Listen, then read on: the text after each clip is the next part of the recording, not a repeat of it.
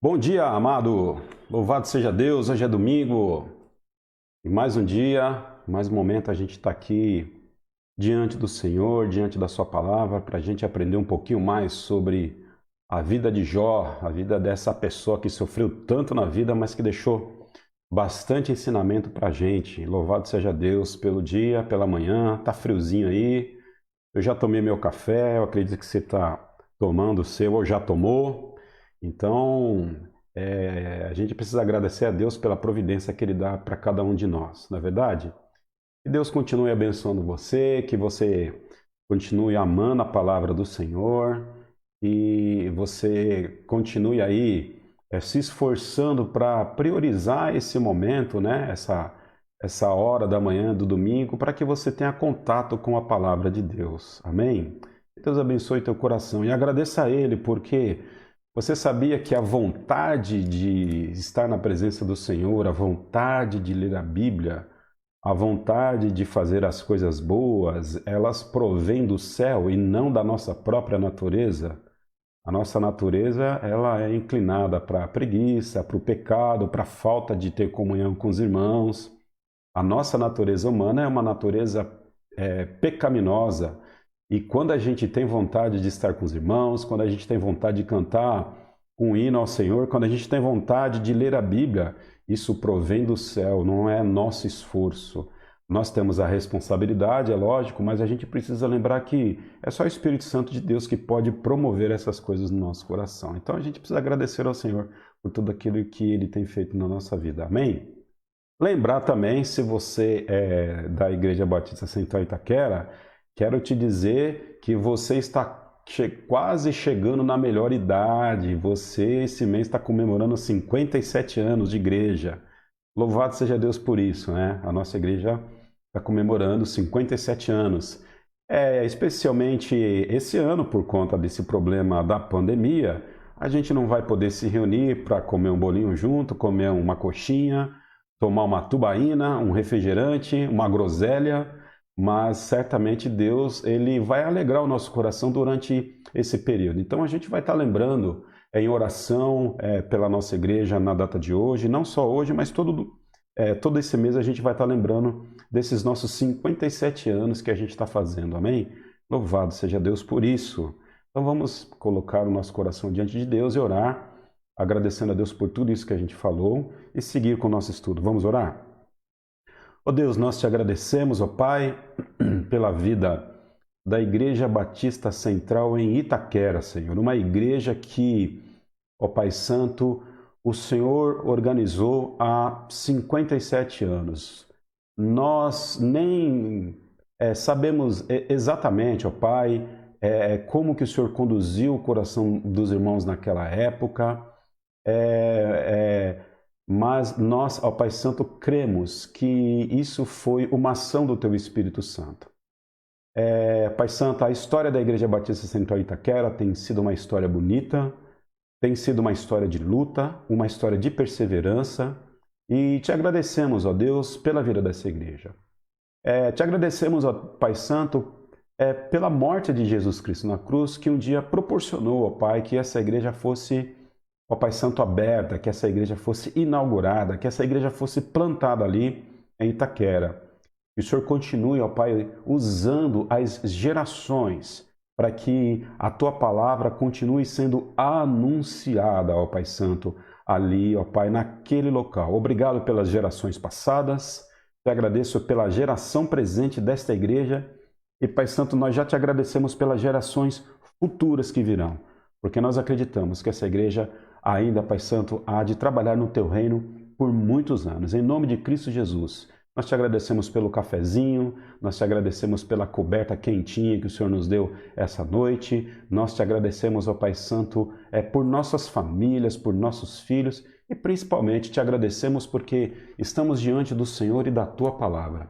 Em nome de Cristo, nós, ó Pai Santo, te honramos nesse momento. Amém, Jesus. Amém, Pai Santo. Bom, como é aniversário da IBCI, só mais aí 30 segundinhos de informação para que a gente comece o nosso estudo. E eu quero dar uma informação para você já nessa data de hoje. nós temos uma missão e a nossa missão é a cada dia nós estamos mais próximos de Cristo para que a gente desenvolva o nosso discipulado, né? Então, eu estou aqui já informando aos irmãos que nós afinamos a nossa missão, nós incrementamos ela por uma questão de comunicação. Nós, a partir de hoje, estamos trocando a palavra plenos para melhores. Então, nosso objetivo ainda continua sendo pleno, continua sendo de nós desejarmos ser plenos discípulos de Cristo, mas a gente entendeu que essa palavra pleno estava muito erudita, estava muito filosófica, estava muito doutorada, então a gente trouxe um pouco mais essa palavra para a nossa linguagem do dia a dia. Então, a partir de agora, a gente vai estar usando a seguinte expressão: nós desejamos ser os melhores discípulos que podemos ser. A gente acredita que com isso a gente consegue comunicar melhor a visão. Então nós não estamos mudando a visão, nós não estamos mudando a nossa missão. A gente não está mudando aqui o nosso objetivo, a gente não está aqui mudando o nosso sonho. Quando a gente fala em mudança, a gente necessariamente pensa que isso implica em mudar de direção, ou voltar atrás, ou virar para a esquerda, ou virar para a direita. Na verdade, a gente não está mudando, nós estamos melhorando a comunicação, porque o caminho continua o mesmo. Então eu desejo que você seja o melhor discípulo que Jesus deseja que você seja.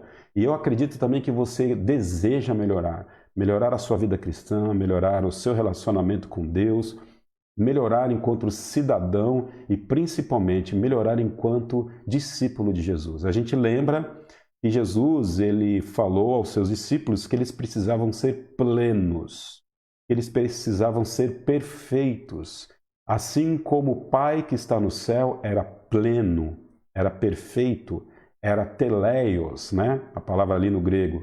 E nós também na IBCI desejamos ser plenos, desejamos ser perfeitos, desejamos ser teleios e desejamos ser melhores discípulos que podemos ser. Então, nós adotamos, a partir de hoje, aí, por conta do aniversário da igreja, aperfeiçoar melhor a nossa comunicação com relação ao nosso discipulado. Nossa missão, nosso sonho, nossa visão, ser os melhores discípulos de Jesus Cristo que podemos ser. Amém? Sigamos em frente, então. Abra sua Bíblia aí no livro de Jó. Jó capítulo 11. Jó capítulo 11, a gente hoje vai tratar sobre os capítulos 11, 12 e 13 do livro de Jó.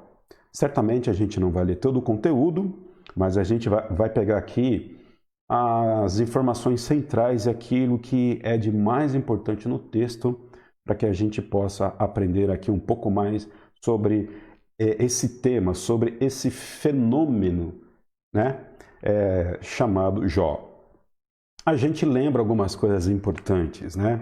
Uma delas é que Jó não sabia o motivo pelo qual ele estava passando por esse sofrimento tão grande. Jó tinha perdido sua família, seus bens, sua saúde, e o único amigo que ele tinha lá era o caco de louça, um caco de telha, alguma coisa parecida, que ele, com isso, ele conseguia coçar as suas feridas e trazer algum tipo de alívio para ele. Até a chegada dos seus amigos, né, dos seus 3 amigos que vieram de longe, porque ficaram sabendo do tamanho do sofrimento de Jó. Então seus amigos chegam e eles ficam 7 dias calados, porque eles ficaram assim perplexos, né? Eles ficaram consternados diante do tamanho do sofrimento de Jó. Eles não tinham palavras. E Jó estava lá, ao que tudo indica, né? Sentado perto de um lixão, sentado perto de um local onde a cidade queimava os seus excrementos, né? Então Jó está ali sentado justamente onde o esgoto passava, porque certamente as suas chagas, a sua doença não permitiria que ele vivesse no convívio comum ali do local que ele estava. Jó era um camarada extremamente sábio, um homem extremamente inteligente, Assim também eram seus amigos. Jó, ele tinha amigos inteligentes, tinham amigos sábios. A gente vai perceber isso no escrito do livro de Jó. Nós precisamos entender que aquelas palavras que foram ditas pelos três amigos eram palavras deles, né? As palavras de Jó também eram palavras deles. Então a gente pode perceber aqui o eruditismo desses sábios, o eruditismo de Jó. Jó era um camarada extremamente inteligente, extremamente sábio, e certamente se a gente fosse bater um papo hoje com Jó, tomar um cafezinho lá com ele e perguntar para ele: e aí, rapaz, como é que foi a tua experiência? Certamente a gente precisaria levar um dicionário para poder entender o que Jó estava falando, tamanha era a inteligência dele. Então Jó não era um camarada assim muito comum, não usava lá a sua língua de forma muito coloquial. Por isso que a gente encontra uma certa dificuldade para tentar entender esse livro, porque é um livro realmente um pouquinho complicado por conta da linguagem que ele utiliza. É uma linguagem de sabedoria, é uma linguagem até em determinado momento, uma linguagem até filosófica. Então, para acompanhar Jó, então para acompanhar os seus amigos, a gente tem que se esforçar. Então, é aquele tipo de conversa que às vezes você escuta os doutores falando e você não entende a linguagem. Então, você tem que comer devagarzinho o livro de Jó para você poder entender o que está acontecendo aqui. Então, essa é uma informação importante. Além da gente saber que Jó não sabia o motivo pelo qual ele passava esse sofrimento, é importante a gente saber que Jó era um doutor da ciência, os seus amigos eram doutores da ciência, da filosofia, da teologia. Então a gente está aqui vendo gente grande discutir acerca do sofrimento. Nós estamos vendo aqui gente batuta, a gente está vendo aqui gente realmente que conhecia a vida. Então é difícil a gente às vezes interpretar algumas falas que Jó está dizendo. Jó não era que nem Pedro, não. Pedrão era chucro lá, trabalhava lá com seus peixinhos, trabalhava lá no mar, era pessoa simples. Os discípulos eram pessoas simples. Jó e seus amigos não tinham essa simplicidade intelectual, eles tinham muita informação de vida. Então fica aí uma dica para você, porque às vezes você pode encontrar uma dificuldade, mas o que essa turma está dizendo? A sua dificuldade é justamente por conta do eruditismo desses rapazes aqui. Então, essa é a segunda informação, né? A informação de que eles são eruditos. A terceira, para a gente relembrar, para a gente seguir o nosso estudo, é que o diabo havia conversado com Deus em um determinado momento, a gente não sabe como, a gente não vai se aventurar muito nessa história, e aí, a partir da conversa que Deus tem com o diabo tenta afrontar Deus, dizendo que Jó era uma pessoa que servia a Deus porque Deus dava tudo para ele, que ele era um filhinho queridinho. Olha, você também dá tudo que Jó quer, Jó tem carro do ano, né?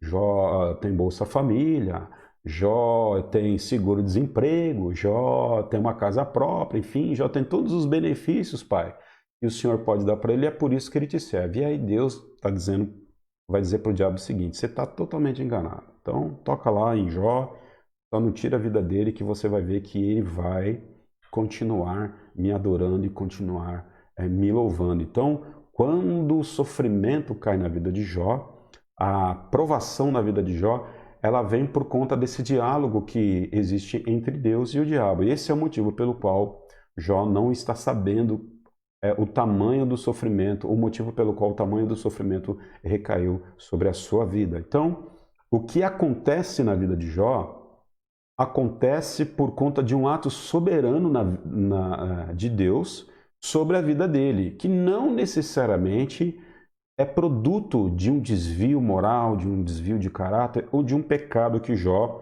havia cometido. Então é importante a gente saber isso, uma informação importante. Nem todos os males da vida eles acontecem por conta de uma questão moral nossa. Certamente, eu pelo menos já fiz isso, né? Eu não sei você, mas o pastor já olhou para pessoas assim, sabe, com dificuldade na vida e falou assim: alguma coisa essa pessoa fez para cair nesse mal, né? Não é possível, o camarada tá tão quebrado na vida.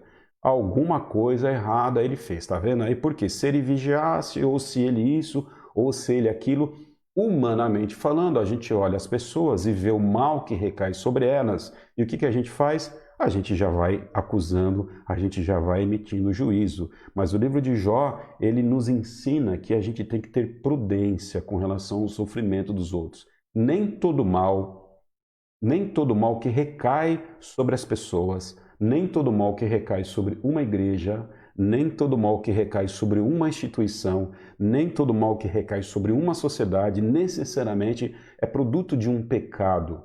Às vezes Deus, de forma soberana, está tratando aquela situação em benefício da sua própria glória, do seu próprio reino, né? Eu não quero me estender muito, mas só para dar um exemplozinho dessa terceira afirmação que a gente está dando aqui, para que a gente introduza o nosso ensino. Na década de 70, a década da igreja, a igreja cresce, a igreja explode. A igreja começa a falar de Jesus Cristo nos porões, nos corredores, nos túneis. A igreja começa a falar de Jesus Cristo nas cavernas, nas praças, nas casas. E por que isso acontece? Porque houve uma grande perseguição sobre a igreja. E aí, nessa perseguição, quando a igreja sai correndo, ao mesmo tempo que ela sai correndo, ela sai anunciando o evangelho de Jesus Cristo, né? Olha, por que eu estou querendo me esconder aqui? Porque estão me perseguindo porque eu sou crente. Mas o que é crente? Crente é isso aqui. As pessoas vão aceitando Jesus a partir do momento do sofrimento da igreja. Então a gente precisa aprender com o sofrimento, porque o sofrimento não necessariamente é produto de pecado. O sofrimento, muito provavelmente, ele pode ser também uma mão soberana de Deus sobre a nossa vida, para que a gente amadureça e para que a gente avance. Quarta informação antes da gente seguir, né? Estou relembrando aqui algumas coisas que é importante. Precisamos lembrar que os amigos de Jó eram os amigos de Jó. Então, a gente está sempre falando aqui, né, mal de Bildade, de Zofar, de Elifaz, e essa turma pega pesado com Jó, essa turma não tem misericórdia, não tem compaixão de Jó, mas a gente precisa lembrar que eles de fato eram amigos, né? E amigo é assim, amigo uma hora acerta com a gente, amigo uma hora erra com a gente, mas os verdadeiros amigos, aqueles que te amam, eles estão do seu lado na hora do seu sofrimento. Os amigos, eles às vezes acertam com sua sabedoria ao nos aconselhar, mas os amigos também erram, né? Às vezes por conta da sua tolice ao tentar nos aconselhar. Então, as pessoas que te amam de verdade são as pessoas que estão do seu lado na hora do seu sofrimento. Mesmo errando, mesmo às vezes dando um pitaco errado na sua vida, mas elas estão lá na hora do seu sofrimento. Quem ama está do seu lado na hora que você sofre.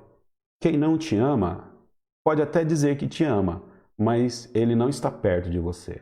Muitas pessoas às vezes dizem que amam as instituições, muitas vezes as pessoas dizem que amam as pessoas, mas na verdade essas pessoas elas não têm o mínimo de contato e o mínimo de relacionamento.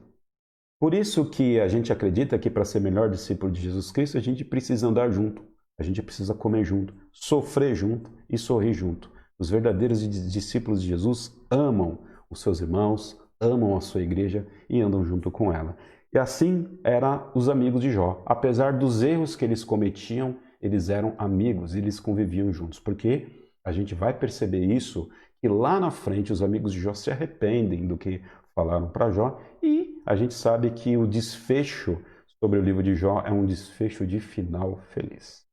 Sigamos então aí com o livro de Jó, Jó capítulo 11, eu estou com a minha Bíblia aberta aqui em Jó capítulo 11. Agora quem vai falar é esse menino aí, ó, o Zofar, né? Esse garoto, esse jovem, porque nós conjecturamos, a gente não pode afirmar, mas a gente pode conjecturar que Zofar era o mais novo dentre os amigos de Jó, porque ele é o último da fila a falar. E naquela época, né, tinha que ter respeito. Naquela época começavam a falar os mais velhos e os jovens ficavam por último para poder falar.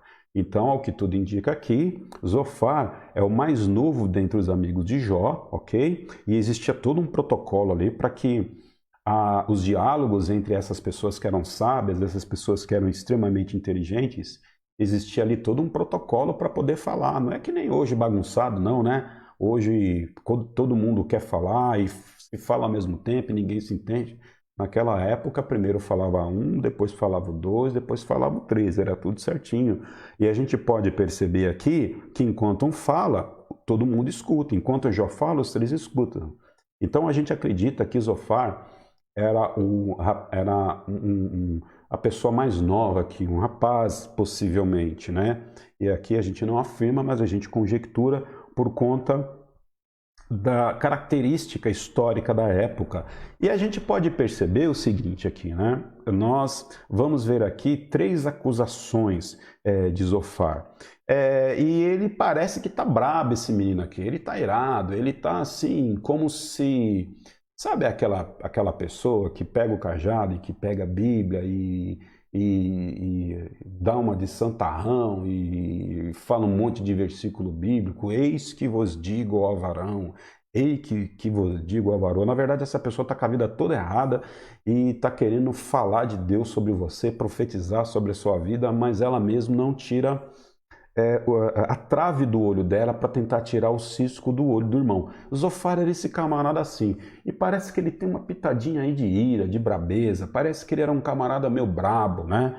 E ele é assim, tempestuoso, vai falando o que vem na boca, parece Zofar um pouquinho Pedro, né? Ele é um pouco intempestuoso, talvez por conta da sua jovialidade, apesar de ser uma pessoa sábia, apesar de ser uma pessoa estudada, apesar de ser uma pessoa erudita, Zofar está mostrando aqui que ele tinha um temperamentozinho não muito movido pelo Espírito Santo de Deus, porque ele estava brabo e ele fala coisas pesadas aqui para Jó.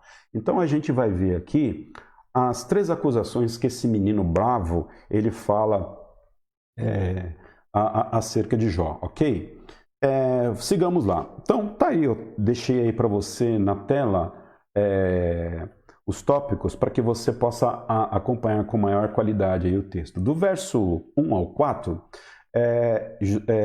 Zofar, ele, com as suas palavras, ele vai fazer a mesma coisa que Bildade e que ele faz. Ele vai dizer que Jó é culpado. Porque também vamos pensar aqui, convenhamos, Bildade e Elifaz eram pessoas, ao que tudo indica, mais velhas que Zofar.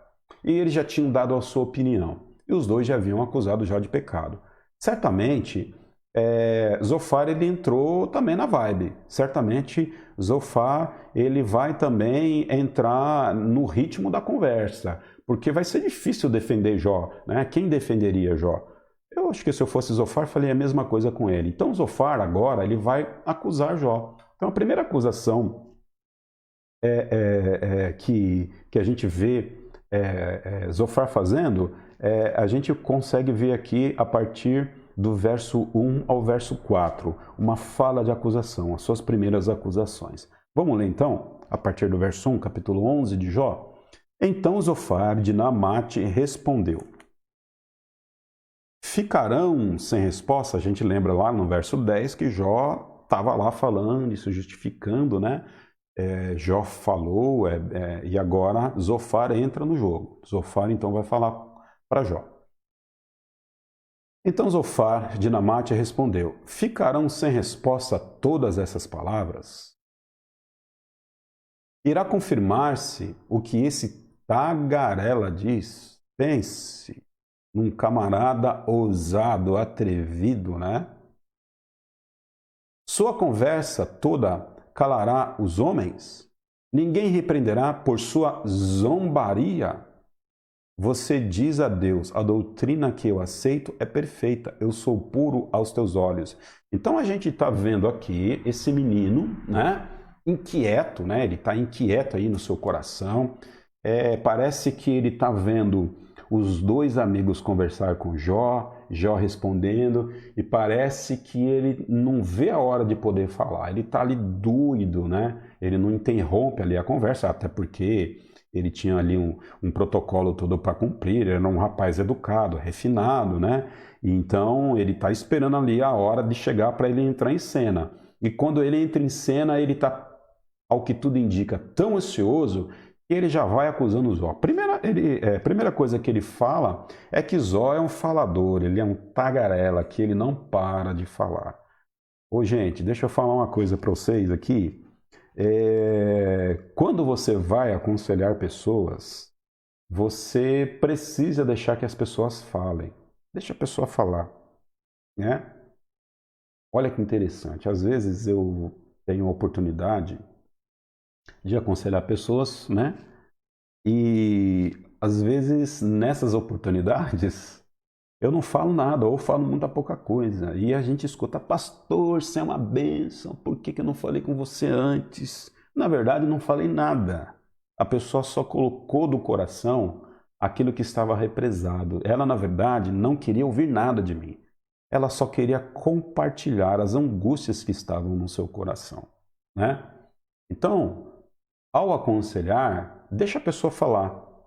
Deixa ela falar, porque muito provavelmente o que você talvez vai falar para essa pessoa no final é dar para ela uma palavra de oração para que Deus conforte o seu coração.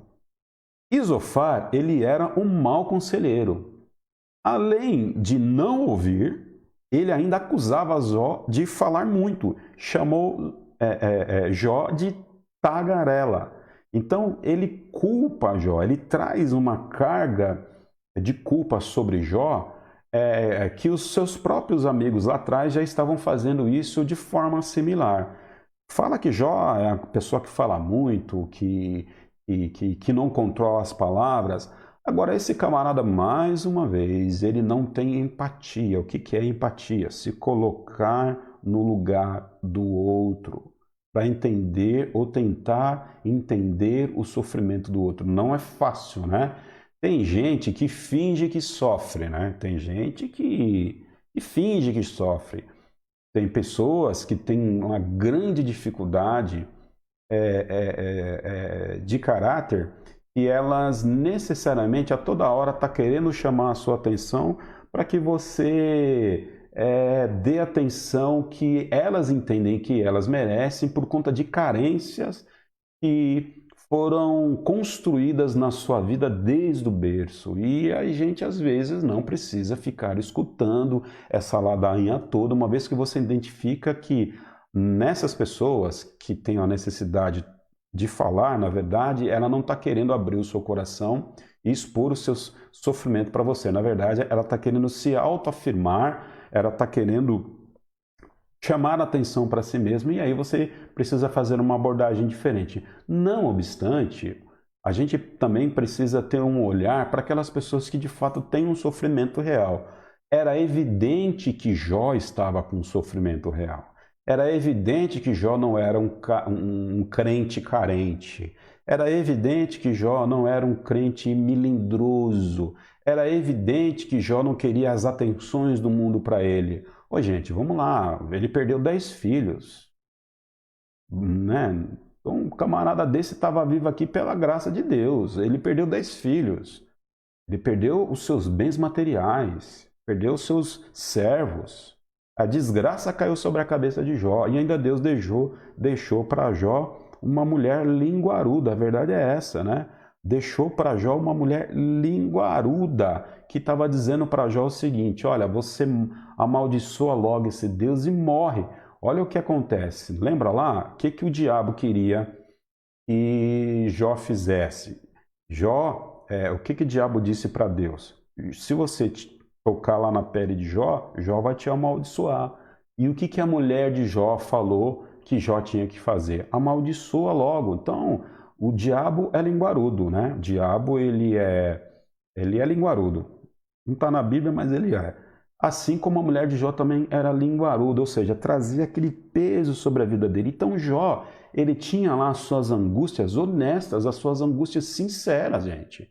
Vamos pensar aqui num camarada que perde os seus filhos e que perde os seus bens. A gente não pode chegar simplesmente para essa pessoa e dizer para essa pessoa, ó, levanta a cabeça aí, rapaz, né? Salmo 23, você não lembra não? Né? Você está falando muita bobagem aí. O sofrimento de Jó era um sofrimento real, era um sofrimento honesto, era um sofrimento sincero, que não precisava de confrontação de pecado. Uma coisa é você confrontar um pecado em cima daquela pessoa que de fato precisa ser confrontada com o seu pecado.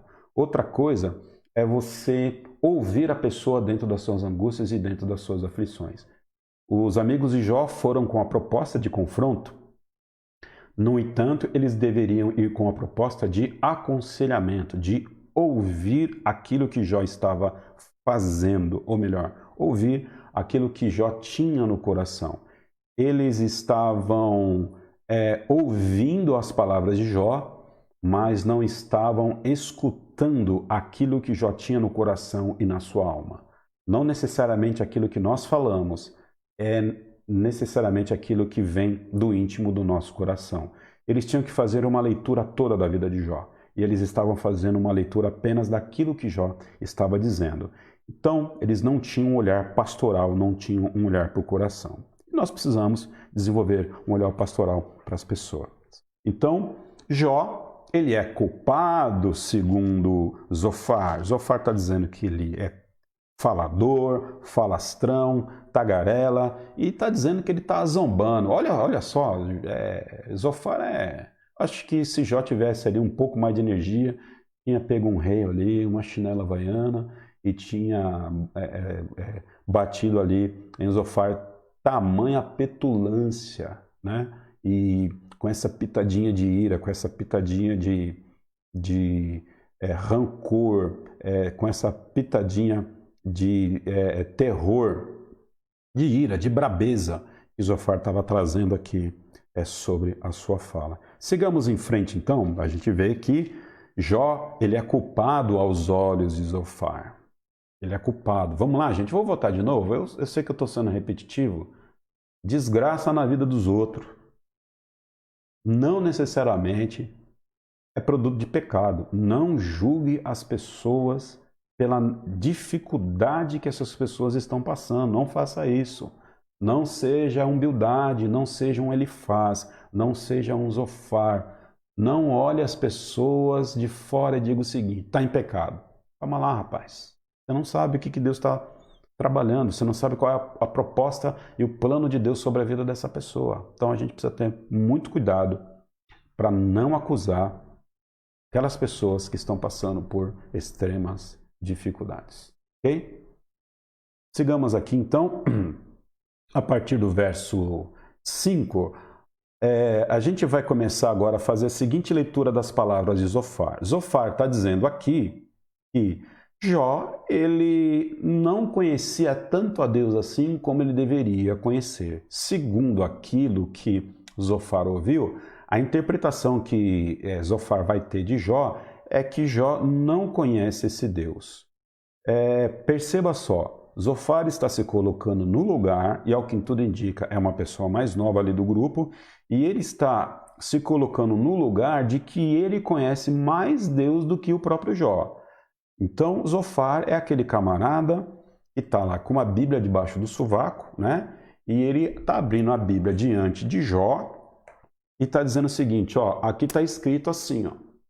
Então, talvez você não saiba, mas Deus, ele se manifesta dessa forma, Deus, ele trabalha dessa forma. Então, eu vou explicar uma coisa aqui para você que talvez você não conheça, Jó. Esse menino é petulante, porque ele está dizendo ali para Jó que ele conhece mais a Bíblia, que ele conhece mais a palavra de Deus, ou que ele conhece mais o caráter de Deus do que o próprio Jó. Ele está aqui tentando ensinar a missa para o vigário, entendeu? Está tentando ensinar a missa para o vigário. Ele está tentando colocar aqui a carruagem na frente dos bois aqui.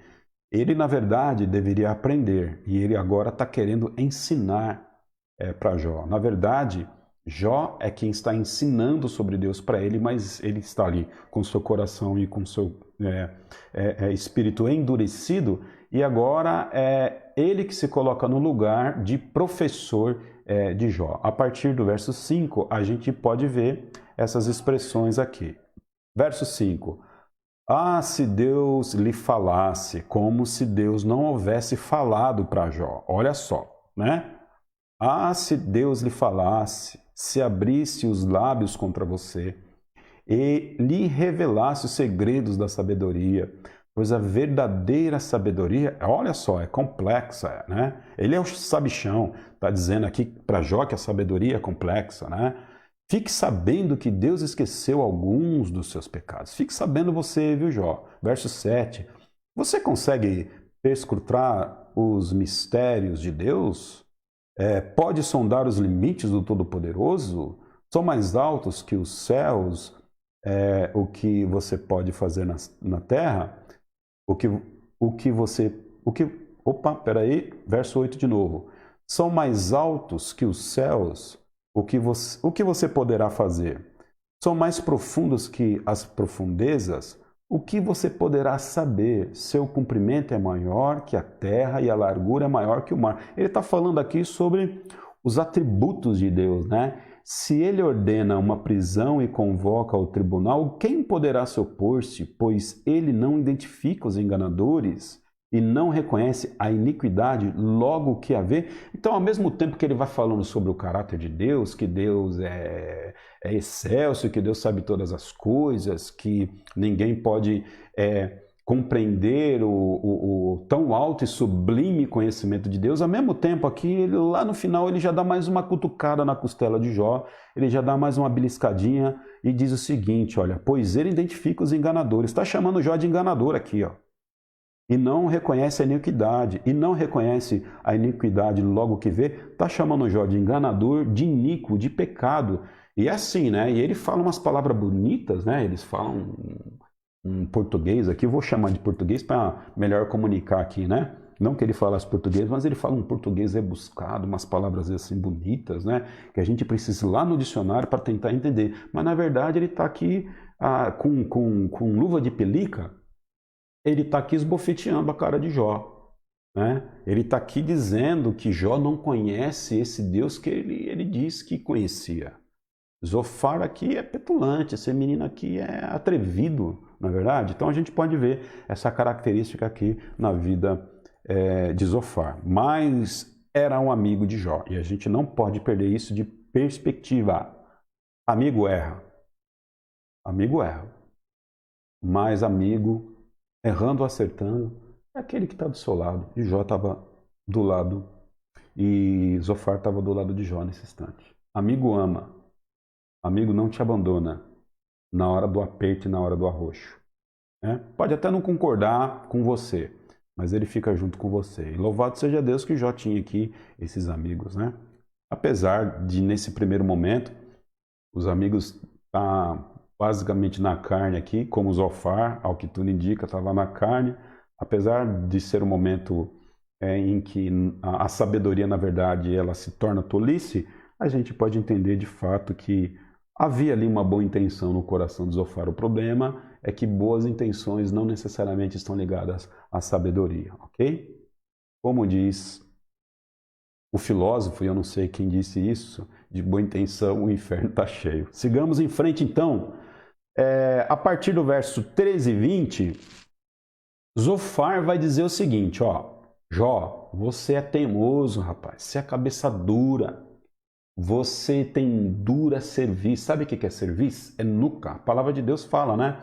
Que o povo, os profetas, o povo é um povo de dura cerviz, né? A cerviz é nuca, né? A nuca, quando você flexiona ela, cadê aqui? Isso, quando você flexiona a nuca, né?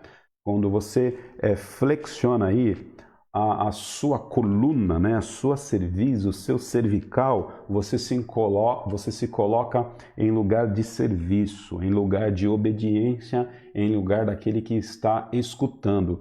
E Jó está sendo acusado aqui de que ele é uma pessoa que não se curva, de que ele é uma pessoa teimosa, de que ele é uma pessoa que tem uma dura coluna cervical, que ela não se dobra, que ela não se inclina. Jó não é uma pessoa que dobra a nuca, que não abaixa a cabeça.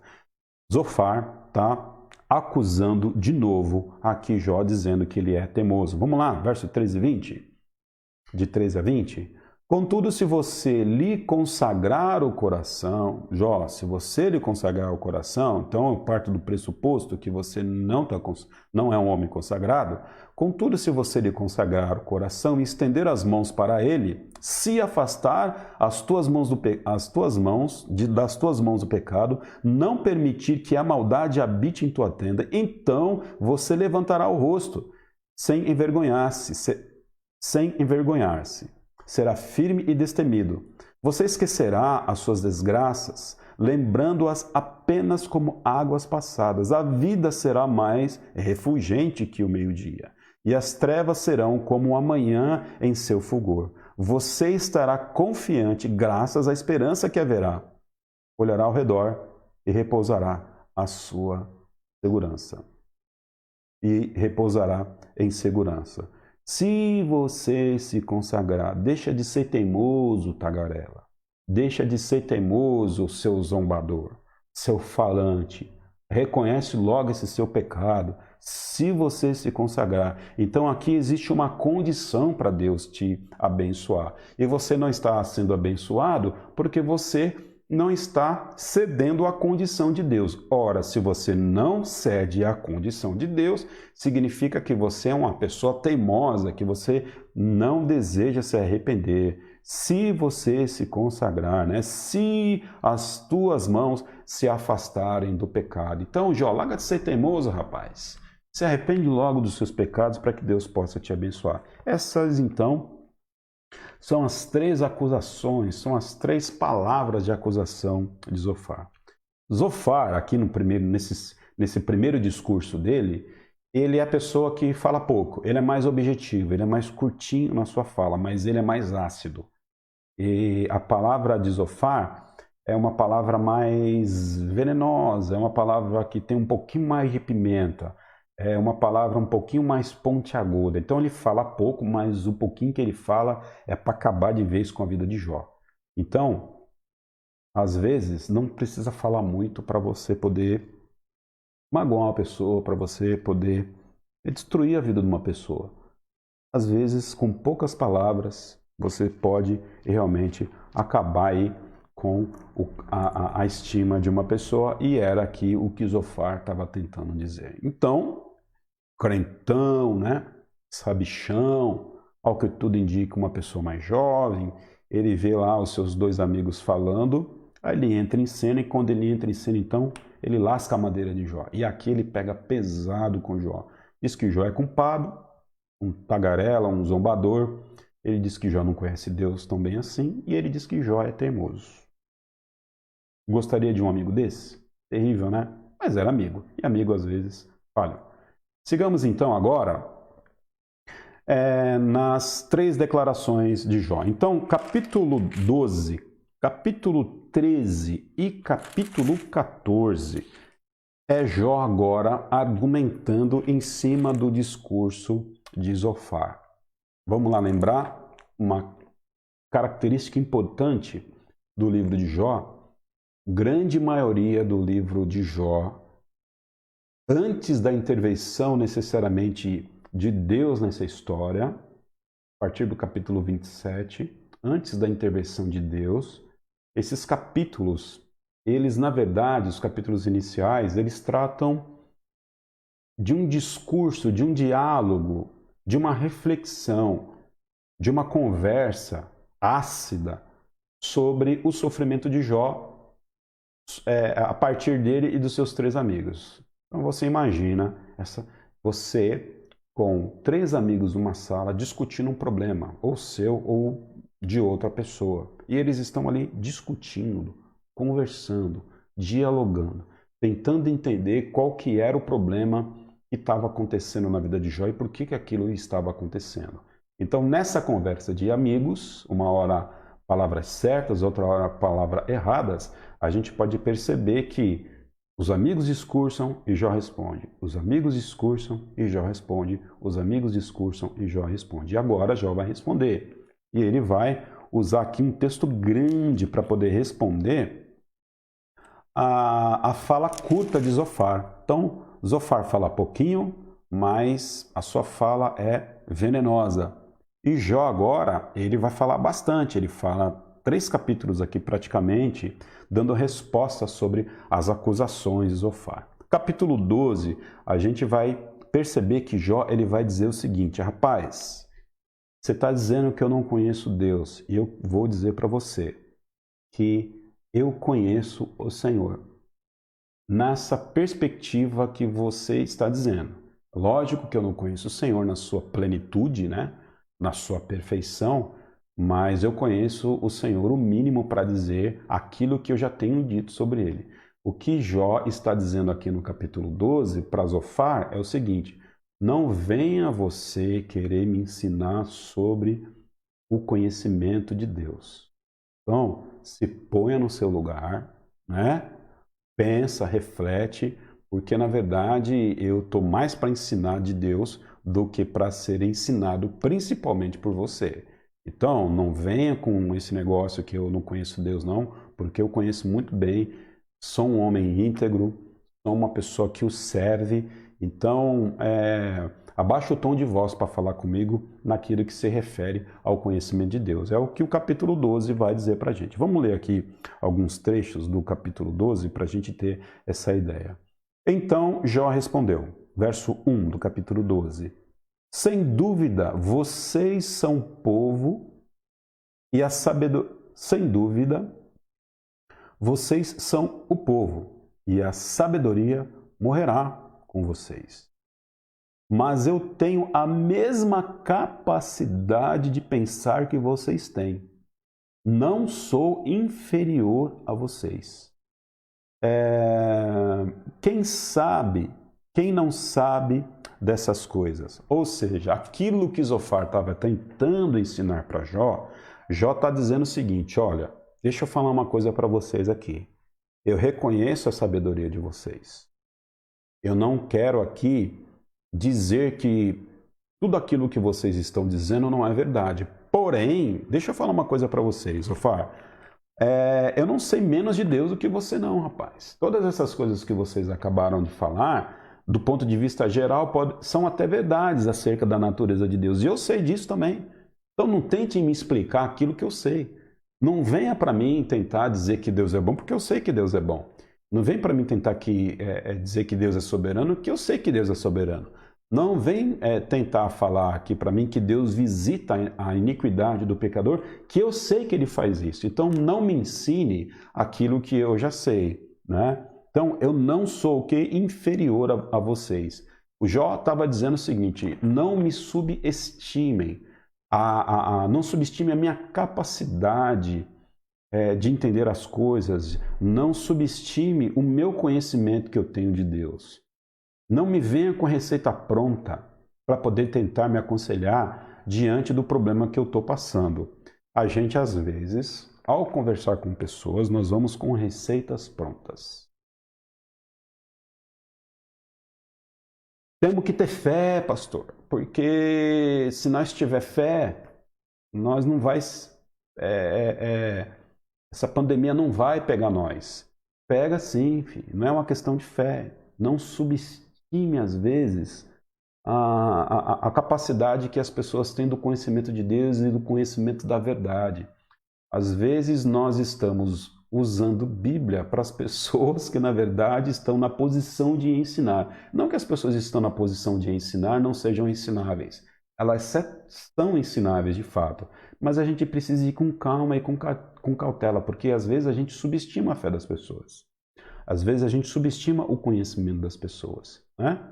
Às vezes o camarada está lá na situação terrível e a gente não sabe o que falar e a gente vai falar aquilo que é coloquial, aquilo que é conveniente. Fica triste não, chora não, né? A gente às vezes é num velório, fica triste não, né? As pessoas tentando consolar as outras, né? O defunto é defunto, mas um dia você vai ver no céu. Fica triste não, né? Chora não. A gente não sabe o que falar e, na verdade, a gente vai subestimar a dor das pessoas e o conhecimento das pessoas. E vai dizer para elas, um dia a gente vai se encontrar no céu. A pessoa sabe disso, que é crente no Senhor Jesus Cristo. A pessoa sabe disso. Mas, às vezes, aquilo que é coloquial, aquilo que é clássico, aquilo que é evidente, às vezes aquilo que é óbvio, não necessariamente precisa ser dito em determinados momentos, principalmente em momentos de sofrimento. Vale mais a pena a gente ficar com a boquinha fechada. E aí a gente vai ver isso daqui a pouquinho agora já. Daqui a pouquinho agora já é boa, né? A gente vai ver isso ainda hoje e Jó vai dizer para os seus amigos o seguinte: olha, fiquem quietinhos, né? É melhor vocês terem ficado do meu lado quietinho aqui, sofrendo comigo, do que abrir a boca para falar bobagem. E eu conheço tudo isso que vocês estão falando. Eu conheço Deus, eu conheço a sabedoria. Então, o que vocês estão falando não é nada novo para mim. Me diga alguma coisa nova que eu não sei, por favor, mas não me venha dizer aquilo que eu mesmo já ensinei. Jó está dizendo aqui que conhece Deus. Ele não aceita desofar o argumento de que ele precisava conhecer um pouco mais sobre a natureza de Deus para ele poder ali entender o seu sofrimento. É um bom argumento.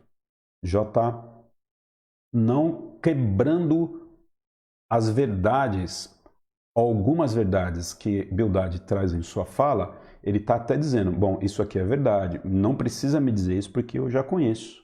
Então, não subestime a minha inteligência, né? Eu tenho a mesma capacidade de pensar que vocês. Então, não me venha dizer o óbvio, não me venha dizer o clássico, não me venha dizer aquilo que é comum, porque tudo aquilo que vocês estão dizendo para mim eu já sei. E Jó, de fato, sabia. E Jó tinha moral para falar isso. Ok? Aí no capítulo 13, a gente só deu aqui uma introdução do capítulo 12, né? Mas o capítulo 12 Jó vai descrever aqui, eu vou falar um pouquinho mais do capítulo 12, tem um tempinho? Tenho. Jó aqui no capítulo 12, ele vai descrever sobre a natureza de Deus, né? Olha, dá uma olhada aqui, ó, verso 13. Deus é quem tem sabedoria e poder, verso 13 do capítulo 12, as palavras de Jó. Deus é que tem sabedoria e poder, a ele pertence o conselho, o entendimento. O que ele derruba não se pode construir. Quem ele aprisiona, ninguém pode libertar. Se ele retém as águas, predomina a seca. E aí Jó vai falar sobre o que Deus faz, o que ele não faz, quem ele é e quem ele não é, dizendo o seguinte: rapaz, você conhece Deus? Eu conheço também. Então, não vem dizer para mim que eu não conheço Deus. Não subestime a minha capacidade de pensar, porque eu não sou inferior a vocês. E aí Jó vai dizer que conhece Deus. Ó, tá vendo? Conheço Deus. Tudo aquilo que vocês sabem eu também sei. Vou falar também algumas coisas aqui que eu sei sobre Deus para mostrar e para provar que eu conheço o Senhor. Porque esse era o argumento de Zofar. Zofar estava dizendo que Jó não conhecia Deus. E Jó vai lá e rebate o seu amigo. Agora, a partir do verso 13, Jó vai voltar-se para si mesmo, novamente fazendo uma autodefesa da sua integridade. Okay? Ele vai se defender. Verso 1 do capítulo 13, Jó defendendo ali a sua integridade. Meus olhos viram tudo isso, meus ouvidos o ouviram e entenderam. E vocês sabem, eu também sei, não sou inferior a vocês, mas desejo falar ao Todo-Poderoso, olha o que ele vai dizer aqui, hein? E defender a minha causa diante de Deus. Camarada, para dizer essas palavras, o cara tem que ser crente mesmo, ou tem que ser doido ou tolo, né? E a gente sabe que Jó não era doido nem tolo, porque a gente tem toda a revelação do fenômeno Jó, a gente tem toda a revelação da sua vida nas nossas mãos hoje, e graças a Deus por isso. E Jó aqui, rapaz, ele está dizendo o seguinte, que ele gostaria de falar com o Senhor e defender a sua causa, né? E ele tinha moral para isso. Verso 4, vocês, porém, me difamam com mentiras. Todos vocês são médicos de que nada valem. Se tão somente ficassem calados, mostrariam sabedoria. Eita Deus, aqui Jó ele espalhou a cinza, né? Aqui Jó pegou o azarrogue e está dizendo o seguinte, olha, vocês me difamam, vocês são mentirosos, tagarelas são vocês, zombadores são vocês, difamadores são vocês, né? Vocês são médicos e de nada vale. Vocês deviam mais tomar conta da doença espiritual de vocês do que vir aqui me trazer acusação. É que Jó está dizendo aqui, filho, Jó agora, ele vira a mesa, ele fica brabo mesmo, e agora no verso 5 ele vai dizer o seguinte: seria muito melhor, seria mais sábio, seria mais inteligente da parte de vocês se vocês ficassem calados do que falar esse tanto de bobagem que vocês estão falando aí para mim. Coisa bonita, né? Olha aqui, que legal. Quando eu digo legal, é assim, né? Essa relação, né? É uma relação muito honesta, muito cara a cara. Não é uma conversa de inimigos aqui. Jó não suportaria gente zombando da cara dele se não fosse amiga. Então aqui, na verdade, o pau tá quebrando entre esses amigos aqui. Então é uma conversa honesta, é uma conversa de família. Entende conversa de família? Família não é assim? Família erra toda hora, né? Toda hora um erra com o outro. Ou um fala uma coisa, o outro agride com palavras, com gestos, né? Enfim, não se vê, às vezes não se conversa por um determinado tempo, briga, esbraveja, mas não vive sem o outro. Não vive sem o outro. Não vive sem o outro. É assim a família. Às vezes a gente discute, a gente briga, às vezes a gente se autoacusa, mas a gente não vive sem o outro. Né? Vai mexer com alguém da família, você fica bravo, na verdade, e você defende a pessoa, mesmo às vezes se a pessoa estiver errada. Então, está nas nossas relações humanas esses erros e esses acertos familiares e a convivência junto, que é aquilo que nos une. A amizade, o amor fraternal, o amor da família, ele é mais alto do que os erros. E a gente pode perceber aqui essa mesma expressão na vida de Jó. Apesar de não serem irmãos consanguíneos, essas pessoas elas eram da mais alta, elevada consideração de Jó.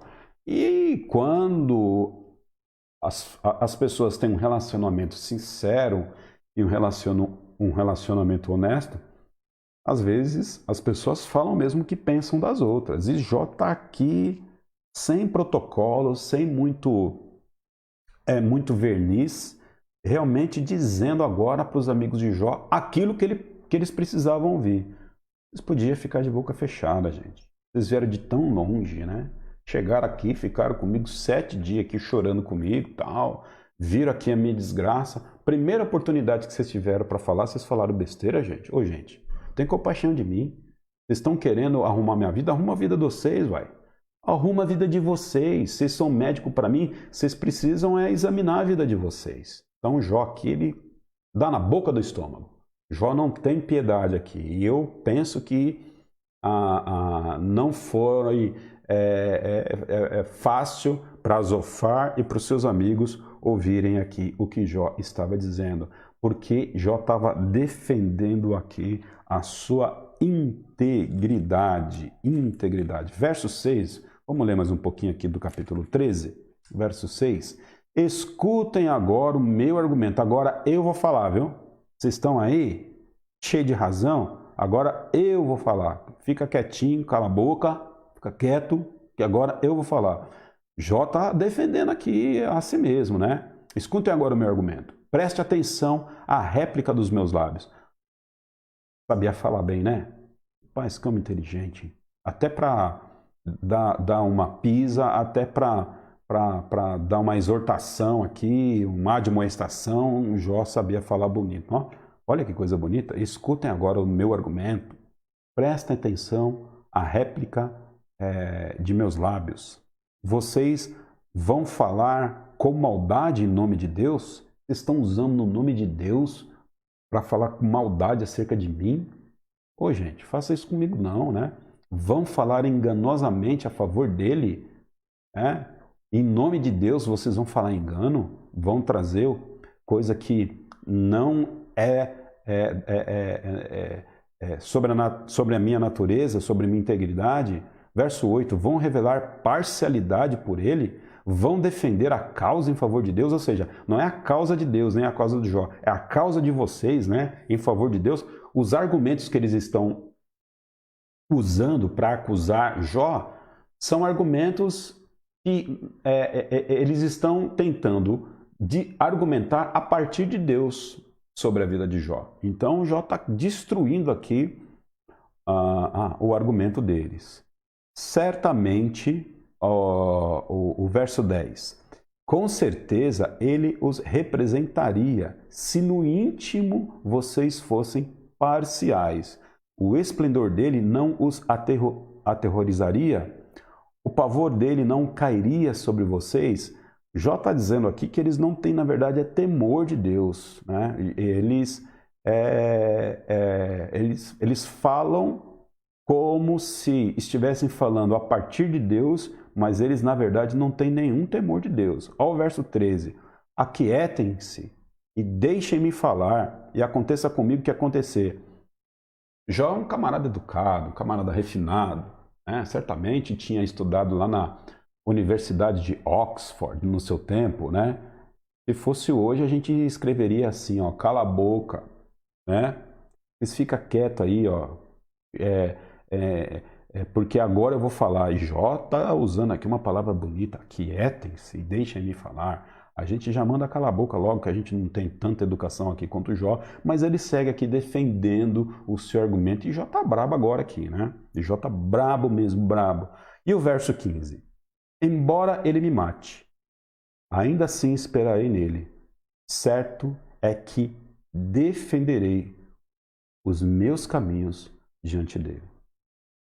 Olha que legal esse verso, né? Eu acredito que da lição de hoje, dessa lição número 4, eu acredito que esse é o verso principal para nós. Embora ele me mate, ainda assim esperarei nele. Certo é que defenderei os meus caminhos diante dele. Jó está dizendo o seguinte, ele não está aqui partindo da ideia de que Deus vai tirar ele desse problema. Ele está dizendo o seguinte, bom, mesmo se ele me matar, eu continuo ainda crendo que ele é Deus, que ele é soberano e que ele me ama. Então, quando Jó amaldiçoa o dia que ele nasceu, quando Jó se lamenta, quando Jó pergunta para Deus, por que o Senhor está fazendo isso comigo, eu não entendo. Quando Jó fica bravo com Deus, esse bravo entre aspas aí, né, ele mostra a dor do seu coração de forma honesta, ele não está questionando o caráter de Deus. Ele só está questionando por que isso está acontecendo com ele. Isso é natural. E aí ele chega e diz o seguinte, mesmo se Deus me matar, saiba de uma coisa, eu vou esperar nele, certo que defenderei os meus caminhos diante dele. Então ele está se colocando no lugar de uma pessoa ainda crente, apesar de todas as dificuldades que ele possa ter tido. Interessante isso, né? Então, um ensinamento para nós. Podemos questionar a nossa situação. Devemos perguntar para Deus e colocar diante dele as nossas dúvidas e as angústias do coração. Tudo isso que Jó faz, ele faz isso em oração diante ao Senhor. O livro de Jó também é um livro de oração, da oração de Jó. Mas, tendo ao questionar esse Senhor, tendo no coração de que mesmo diante da sua não resposta, mesmo diante das dificuldades que a gente possa enfrentar, ainda assim a gente precisa esperar nele e defender os nossos caminhos diante dele. Amém? Verso 13, ou melhor, verso 13 não, capítulo 14. Aqui, Jó, ele olha para o futuro seu, futuro, ele não está falando aqui de salvação, ele não está falando aqui na perspectiva escatológica de futuro, mas ele olha para a linha da sua vida, para a sua história, e olha que ele vai falar. Ele está dizendo que não tem esperança. Na cabeça de Jó, ele vai morrer mesmo. Na cabeça de Jó, a vida dele acabou. Jó, ele entendeu aqui no capítulo 14 que não tinha chance para ele. Não que ele perderia a salvação. Não que ele não encontraria consolo no Senhor na eternidade. Mas do ponto de vista de história, aqui na Terra, a vida dele já tinha acabado. Então Jó perde a esperança aqui no capítulo 14. Capítulo 14, a palavra do Senhor diz o seguinte para nós. O homem nascido de mulher vive pouco tempo e passa por muitas dificuldades. Brota como a flor e murcha, vai-se como a sombra passageira. Olha que perspectiva pessimista da vida que Jó está tendo aqui. Não que não seja verdade, mas o capítulo 14, ele é todo colorido dessa falta de esperança que Jó agora coloca na vida. Então ele está dizendo o seguinte: poxa, eu estou me questionando aqui, mas eu sei de uma coisa, que aquele que nasce de mulher tem poucos dias de vida. Então ele olha para a sua vida presente, ele olha para a sua história e ele chega a uma seguinte conclusão: eu tenho pouco tempo. Não adianta eu ficar aqui fazendo elucubração filosófica sobre meu sofrimento juntamente com os meus amigos, porque eu já sei que a nossa vida é um vapor. Como diz Tiago, né? A nossa vida é um vapor. Verso 2: brota como uma flor e murcha, vai-se como a sombra passageira. Interessante, né? Verso 7, capítulo 14: para a árvore, pelo menos há o que? Esperança. Se é cortada, torna a brotar, e os seus renovos vingam. Suas raízes poderão envelhecer no solo, e seu tronco morrer no chão. Ainda assim, com cheiro de água, ela brotará e dará ramos como se fosse muda plantada. Jó está dizendo o seguinte: tem mais esperança para uma árvore cortada do que para mim. Porque se você perceber uma árvore cortada, se ela assim for cortada, ficar só lá o cotoquinho dela perto de um riacho, com o tempo ela vai brotar de novo e volta a florescer. Mas para mim, eu já estou aqui lascado. Para mim, eu já estou indo para o Seol.